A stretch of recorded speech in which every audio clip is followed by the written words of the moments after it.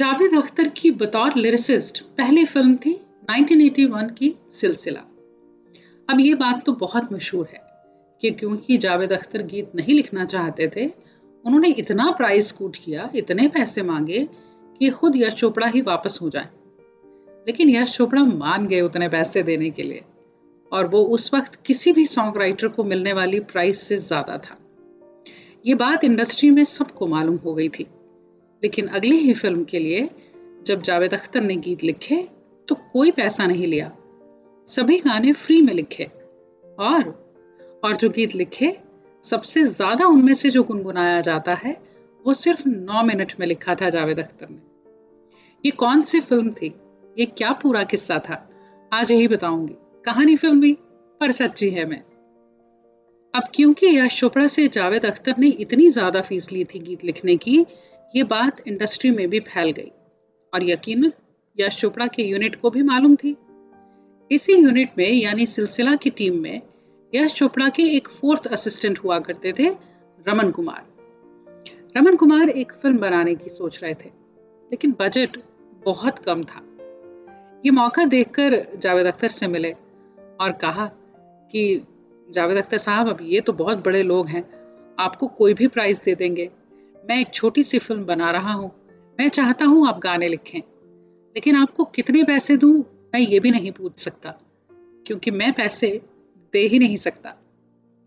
अब जावेद अख्तर ने एक इंटरव्यू में कहा, उन्होंने कहा कि आप इसे कुछ भी समझ लीजिए कि चलिए इंसानियत के नाते लिख दूं, या फिर कि मुझे गाने लिखना अच्छा लगने लगा था, मैंने रमन को हाँ कर दी।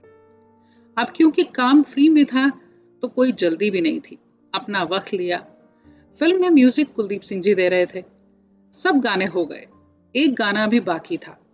एक गीत, एक सिचुएशन रह गई थी। रमन कुमार इनके पास रोज आते और गाना लिखा ना गया होता, ये रोज बैठते। और उस दौर में जावेद अख्तर बहुत ड्रिंक किया करते थे, उन्हीं के साथ ये भी ड्रिंक्स ले लेते, लेकिन गाना फिर रह जाता कि चलो कल लिखेंगे। अब बहुत दिन बीत गए, रमन कुमार हर रोज आते। एक बार फिर ये हर रोज की तरह आए, रात बहुत हो चुकी थी, जावेद अख्तर ने बहुत ड्रिंक कर ली थी। अब रमन भी समझ गए कि आज भी गीत नहीं लिखा जाएगा। उन्होंने कहा, सर कल तो लिख ही दीजिएगा। अब जावेद अख्तर साहब ने जब ये सुना तो उन्होंने कहा, नहीं आज ही लिखूंगा। कहा कि जाइए पेन और पेपर लेकर आइए, आज ही लिख देते हैं गीत को। अब रात के 12:30 बजे का वक्त, और रमन कुमार उन्हें ट्रेन लेनी थी, वो ट्रेन से आया जाया करते थे। अब वो ट्रेन छूटने का वक्त भी हो रहा है। जावेद अख्तर ने वो गीत 9 मिनट में लिखा।